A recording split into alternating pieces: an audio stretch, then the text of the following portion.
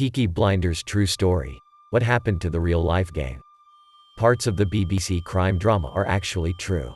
Peaky Blinders Season 5 revealed what was next for Tommy Shelby and the rest of the gang as they faced the Wall Street crash, rival gangs and fascist leader Oswald Mosley. But what about their real-life counterparts? Who were they and what actually happened to them? Just like in the TV show, the real Peaky Blinders were a notorious Birmingham gang involved in gambling, robbery, protection rackets and violence.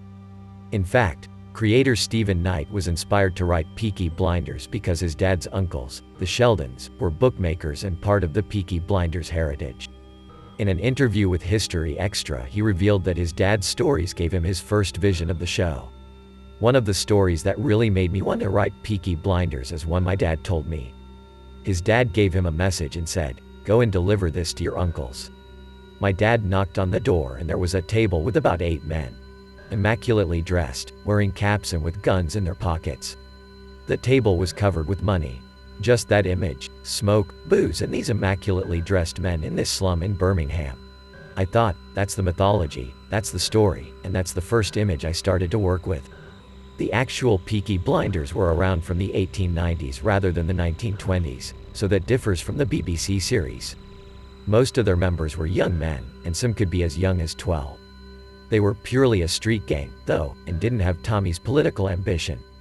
They did, however, go further than Tommy, or even Arthur, in their casual violence. On top of the robberies and skirmishes with rival gangs, they also assaulted the police. If you thought their violence against others was bad, the fights among themselves were even worse. Knight's uncle said, via the Mirror, that in one fight between 2 Peaky Blinders, they didn't care about each other's eyes, ears, throats. They were like dogs fighting. The popular story is that their name came from the razor blades in their caps. Historian Carl Chin, via Birmingham Mail, suggested that this is most likely a myth. Razor blades were only starting to be used in the 1890s and so were prohibitively expensive at the time. It's much more likely their name came from the peaks of their caps and the fact that blinder was slang for their well-dressed appearance. The Peaky Blinders ruled the Birmingham streets for decades, but by the 1910s they'd lost power to rival gang the Birmingham Boys.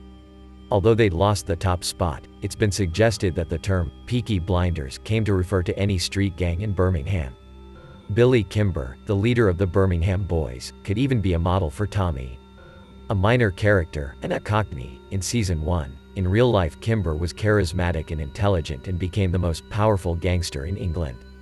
Kimber had another base in London and formed alliances with other gangs in Leeds and Uttoxeter, but it wasn't just the increasing dominance of other gangs that led to the end of the Peaky Blinders.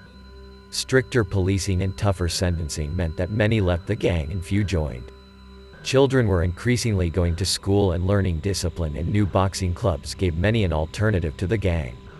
By the 1920s, the remaining Peaky Blinders moved to the countryside and largely disappeared from view as the Sabinis, another gang, claimed all their Birmingham territories.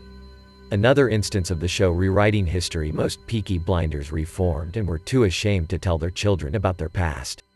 But don't expect that to happen to the Shelbys, at least, not in this series. Peaky Blinders airs on BBC One and you can catch up with the series on BBC iPlayer.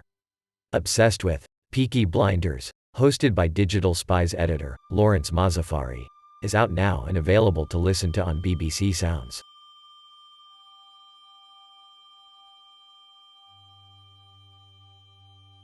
Thanks for watching. Do subscribe and stay tuned for more breathtaking videos.